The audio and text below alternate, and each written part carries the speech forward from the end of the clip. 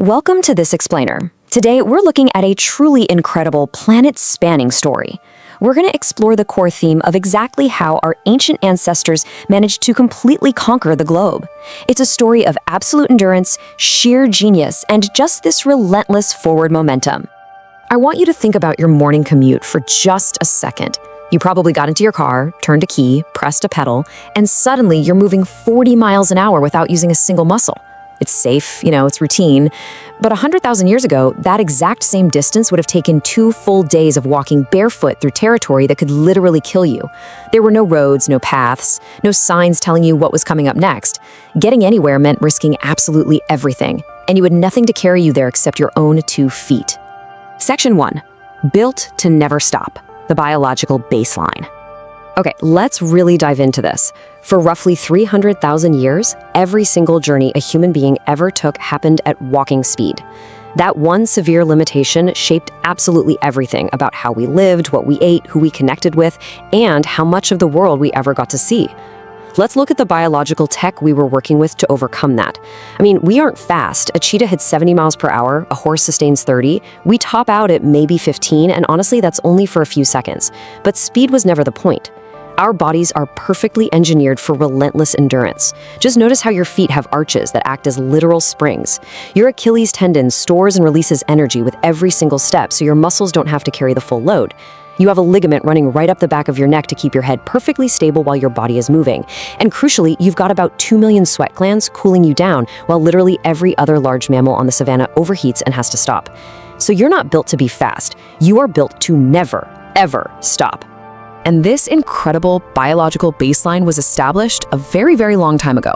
Back in 1978, Mary Leakey discovered footprints pressed into volcanic ash in La Tole, Tanzania.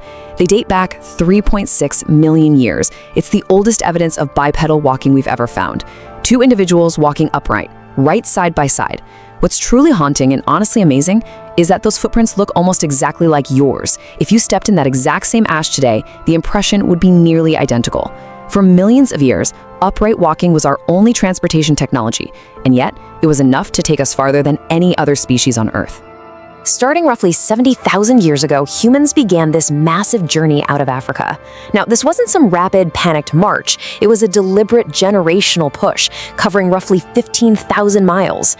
They crossed the Middle East, spread all across Asia, reached Europe, literally walked into the freezing expanse of Siberia, and eventually pushed south all the way through the Americas. And they weren't just wandering randomly. No, this was a massive, highly organized networking effort. Archaeologists have actually found obsidian tools hundreds of miles away from the nearest volcano, and seashells traded super far inland. They were covering massive distances on purpose to trade, to build alliances, and to connect. Section 2. Conquering the water, the first wall. Walking works flawlessly, right up until the environment throws up a massive roadblock. Which brings us to the next phase of our ancestors' innovators' journey. I want you to ask yourself this. How do you cross a wall of water? You can walk across a desert or carefully navigate a mountain pass, but for hundreds of thousands of years, rivers and oceans completely blocked migration routes. A massive body of water was an absolute wall. You either found a shallow place to cross, or you simply turned around. But here's an incredible breakthrough that completely changed our trajectory. In Indonesia, on the island of Flores, archaeologists found stone tools dating back 800,000 years. But here's the real catch. Flores has never been connected to the mainland, not even during the absolute lowest sea levels of the Ice Age. There was always at least 12 miles of deep, open ocean. That means someone, somehow, figured out how to float across water on purpose. Fast forward a bit, and by 65,000 years ago, humans were making 60-mile deliberate crossings all the way to Australia. They were pointing whatever they had built toward water they couldn't see across and just paddling out into the absolute unknown. That initial spark of innovation eventually led to the Polynesians. Starting around 3,000 years ago, they completely mastered the Pacific Ocean, which is the largest body of water on Earth. They were routinely crossing 2,500-mile stretches of open, terrifying ocean using only precise natural observation. There were no maps, no compasses, just a staggering mastery of reading the stars, feeling the direction of the ocean swells against the hull, tracking the specific flight paths of birds, and even noting the subtle color changes of clouds reflecting off distant land. So walking conquered land and boats conquered water. Section 3. The problem of weight, the physical limit. But there was still a massive problem that early humans faced. Sure, they had proven they could conquer incredible distances, but they couldn't carry massive amounts of weight. So the crucial point here is this very hard physical limit, 40 to 60 pounds.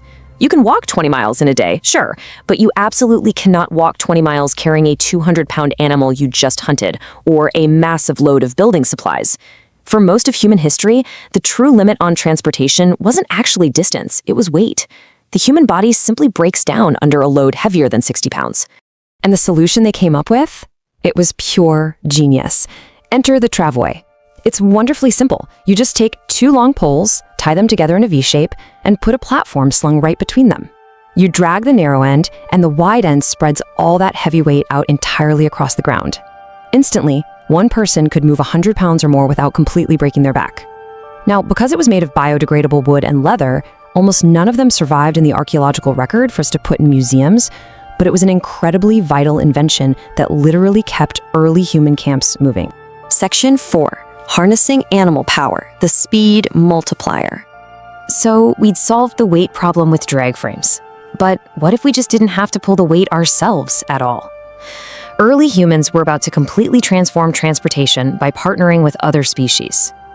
Around 15,000 years ago, dogs were domesticated, and one of their very first jobs was hauling sleds across Arctic ice and snow. Dog sledding totally paved the way for moving heavy camps through brutal winter conditions. But we needed something bigger. About 5,500 years ago, a group known as the Bowtie in modern-day Kazakhstan successfully tamed the horse. They shifted human history forever by looking at this immense, powerful animal not just as prey, but as a partner. They rode them and literally built their entire civilization right around them.